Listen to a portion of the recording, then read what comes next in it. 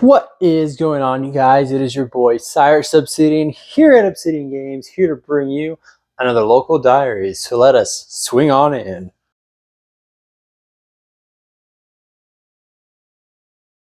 So for today's local diaries, we are actually going to locals without a deck chosen, because we're hoping to finish some decks that we have by picking up some cards at locals just before our local event starts. And if not, we do have a deck built that is a remaster of one of our older decks that we have played on the channel.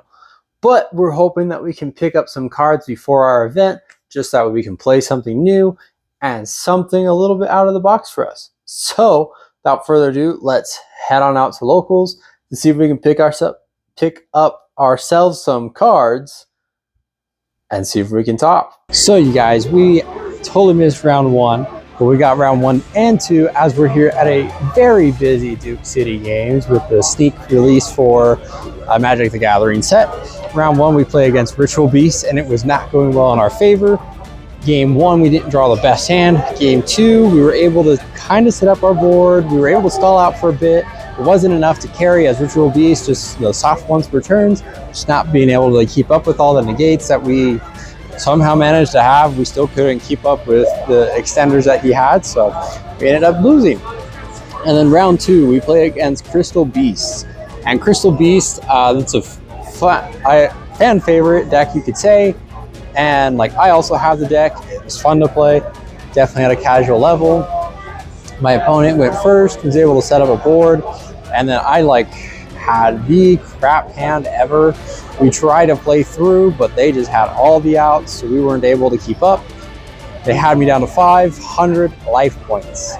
Thankfully, life points mean nothing in this game, and we were able to survive and take the win. Game 2, they let me go first again. They still had all the outs though, so I mean, it's like, I guess we just kind of control tempo, I guess.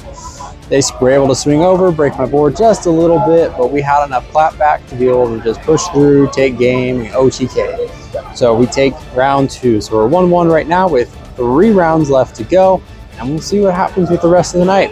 Oh, which I guess I forgot to tell you what we're actually playing. So we're playing Shining Sarcophagus, the new Yugi deck. We're able to pick up the last remaining cards that we needed for it, and we are playing it tonight. So we're actually not doing too bad on the deck. I do like it. It is really fun, but I think it just needs something a little bit more to help it out. Maybe it's just my bad deck building and we just need to stick to the lab and just lab it a little bit more. But man, Dark Ruler No More was just glued to my hand and we just always had it. It was annoying and we never used it. Discard cost for Super Poly though, so I guess that's 1+. Man, talk about like the toughest match of my night. So in round 3, we play against Flundereeze, and I have a hate relationship with Flundereeze. Like, the deck just gives me so much PTSD.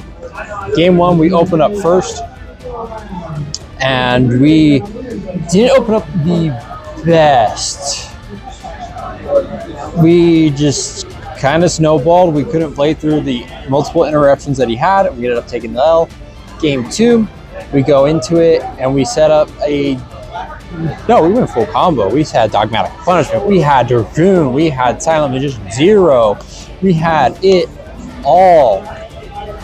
And we just took it on the clap. Game 3, my opponent goes first. He sets up his board.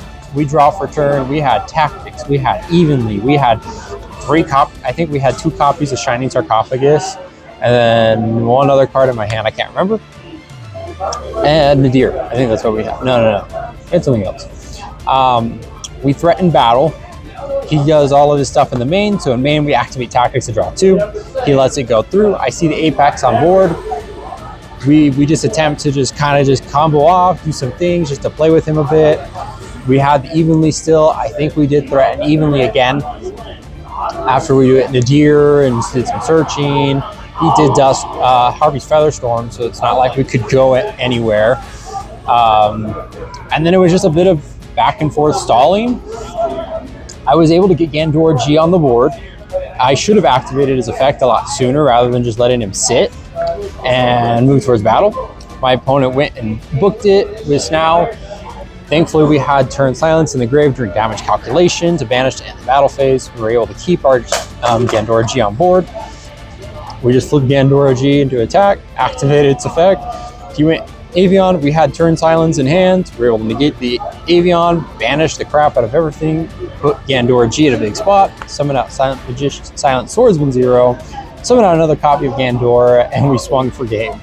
So he had a lot of banished cards being flew. He activated Pot of Prosperity, banished pretty much his entire extra deck. He had a whole bunch of other cards banished on top of that. So we were able to really capitalize and have a big chunky Gandora G, 2 of them.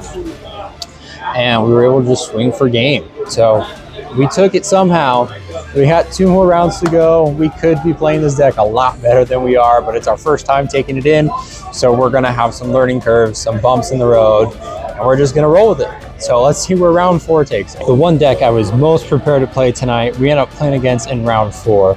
We play against Snake Eye, and I was most prepared to play against this deck with the way my deck is built, playing Maining Droplet, Maining Dark Ruler, Maining Super Poly. We have all the board breaking guards. My opponent won the die roll, went first. We open up, we have Droplet, we've got Dark Ruler no more, we've got Shining Sark, I believe. Oh no, we didn't have Shining Sark. We had the Gadget Trio, and then like 2 other cards. Turn Silence was one of them. We drew for turn, didn't really matter. We just Dark Ruler, normaled, and we like disassembled the board as best as we could. He had a well-timed Imperm, and since I'd already Dark Ruler, Droplet wasn't going to save me since the monster's effects were already negated, since you can't really do that. We just passed back the turn. We had Droplet set. We held Turn Silence in hand. He went towards battle.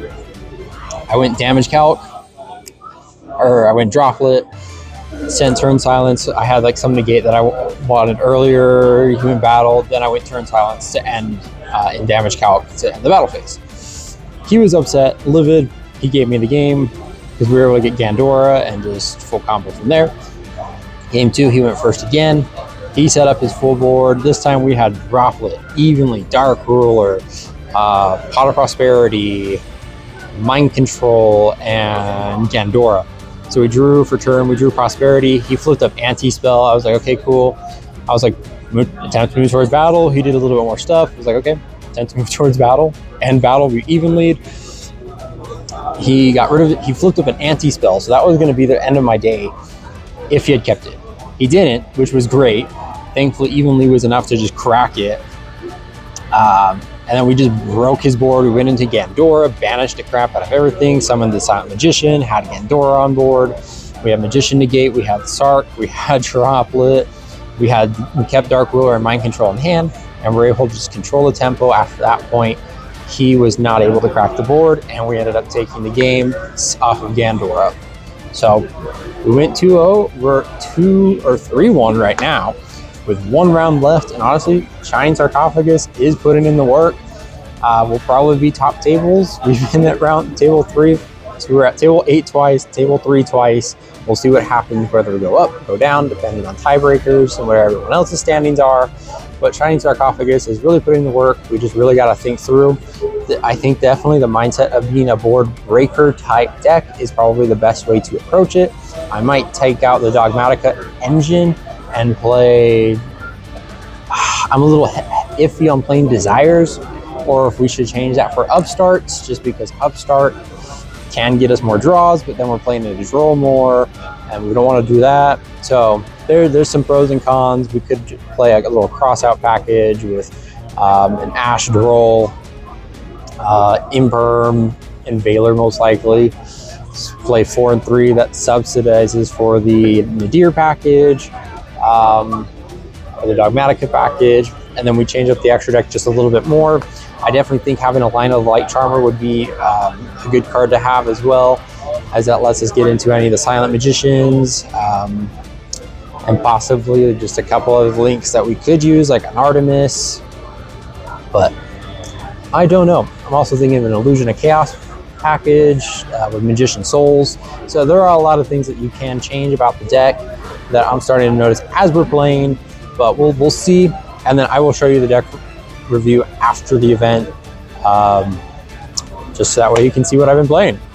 So yeah, we'll see where round 5 takes us for the last and final round of the night. We end the night 3-2 is not too bad. Played against Chimera again.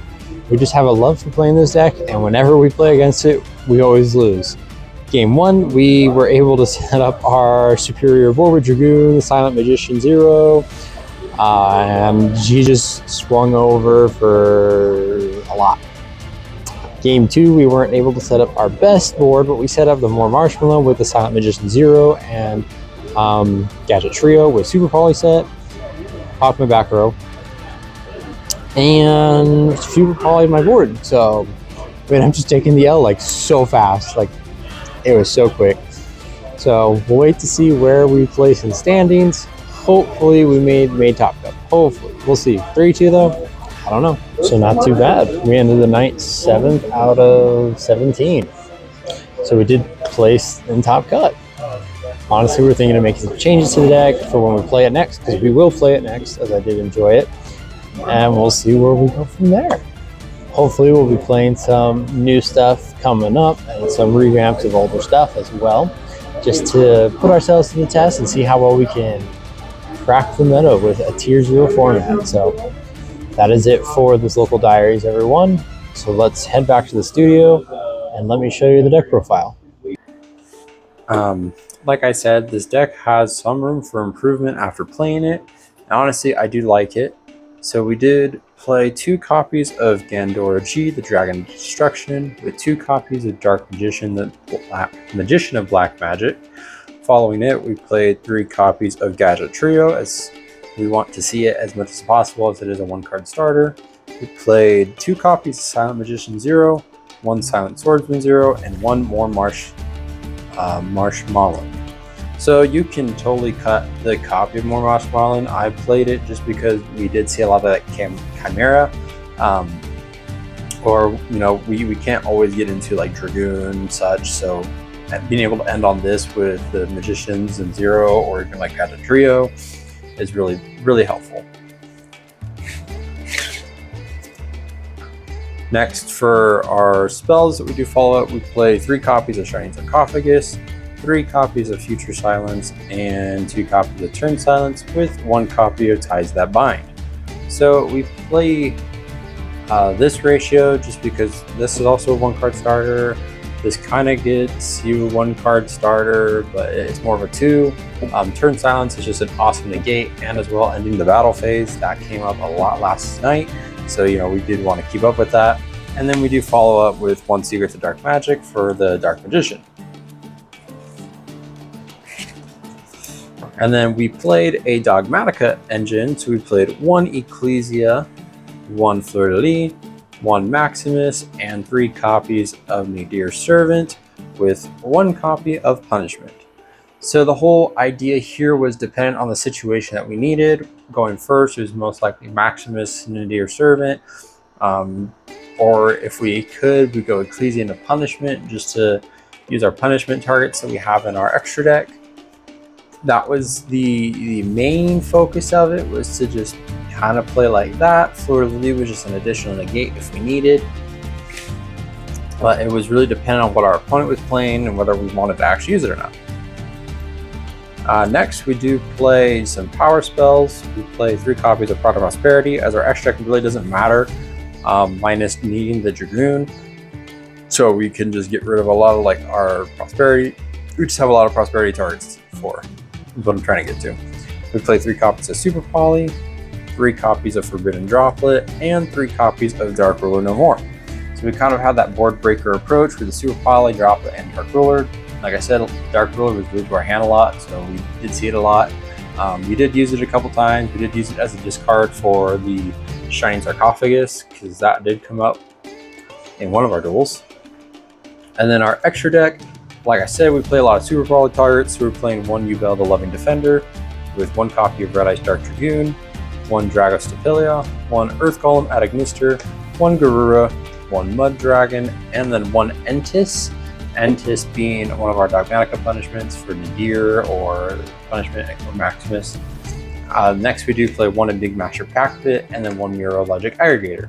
So we have used these a lot in our. We played Rescue Ace with the Firewall Terahertz package, and then also playing it in Math Deck when we could.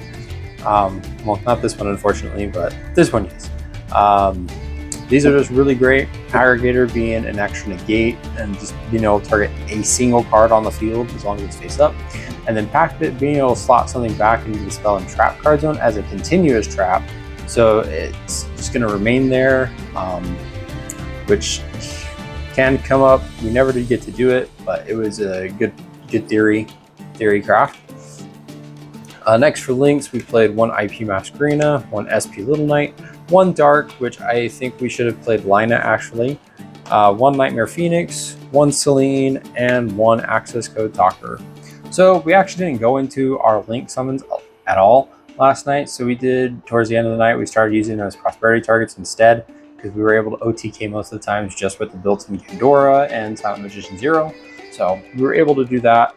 But you know, in theory, this was to help with like link climbing and access code for games, spot removal, SP just being SP. Yeah, like if you can't afford the SP, no worry, just put in a Lina. I think Dark still has its value in the deck. It's just a little bit more difficult to get into because like you can either use Garura or the Mud Dragon to get into your Dark Charmer. The Dragon Stipulate if you really wanted to, and the Yubel as well you could use. As for our side, again, more board breaking stuff. We were playing 3 copies of Book of Eclipse, 1 copy of Change of Heart with 2 copies of Mind Control, 3 copies of Cosmic Cyclone, 2 copies of Triple Tactics Talent, 1 Duster, and 3 copies of Evenly Matched. So I kind of went for the board breaker approach again. Change of Heart, Mind Control, Talents, all being just being able to steal stuff. Draw 2 is what I use Talents for most of the night. I didn't really have a chance to be able to utilize Mind Control or Change of Heart, but I did have them in hand, and they were good discard costs again for the Shining Sarcophagus. And then Cyclone being Cyclone, Evenly was the creme de la crew. I will go on a hill dying saying Evenly is probably one of the best board breakers. So that was it for our night with Shining Sarcophagus. Honestly, again, I really do like this deck. I think maybe with a little bit more theory crafting, I think it's got a lot of potential for being like a rogue competitor in the meta, especially since we don't know where the meta is going to go come August when we get a ban list finally, hopefully for good and not for the worst. So that is it, you guys. Thanks for tuning in. If you like, comment, subscribe. Let me know what you would like to see. We're going to have some future decks coming up, and we did pick up Mimigol, and we're theory crafting something with an older deck that I like to play and would like to revisit. But we'll see what happens with that. So again, comment, subscribe, share with a friend who is really wanting to build this deck, or if you're wanting to build it, go ahead and take my list for what it is and make it your own. But other than that, we'll just catch you in the next one.